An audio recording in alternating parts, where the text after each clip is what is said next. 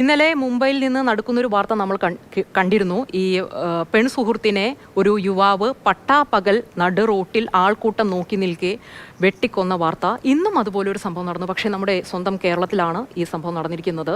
തിരുവനന്തപുരം ബാലരാമപുരം മായം സ്വദേശി രാജയാണ് ഭർത്താവിൻ്റെ കൊടും ക്രൂരതയ്ക്ക് ഇരയായി കൊല്ലപ്പെട്ടത്. ഭർത്താവ് മനോജ് സെബാസ്റ്റ്യൻ ഇപ്പോൾ പോലീസ് പിടിയിലായിട്ടുണ്ട്.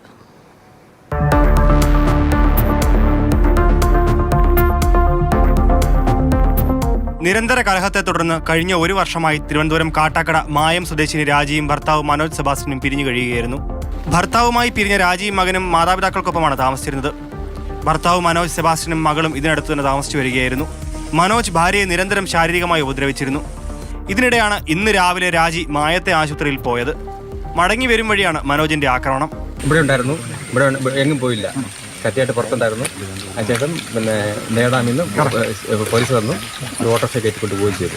അതിൽ മറ്റു പ്രകോപനം ഉണ്ടായിട്ടില്ല, കയറാനൊന്നും വലിയ പ്രകോപനം ഉണ്ടായിട്ടില്ല. ശാന്തനായി കയറിപ്പോയി അറിയപ്പെടുന്നത്. അപ്പോൾ ഞാൻ ആ വഴിയിലുണ്ടായിരുന്നു. പ്രതി രാജിയുടെ മുഖത്തും നെഞ്ചിലും ആഴത്തിൽ കത്തി കുത്തിയിറക്കി. മൂക്ക് ഛേദിച്ച നിലയിലായിരുന്നു മൃതദേഹം. രാജിയുടെ മൃതദേഹം കാട്ടാക്കടയിലെ സ്വകാര്യ ആശുപത്രിയിലെ മോർച്ചറിയിലേക്ക് മാറ്റി.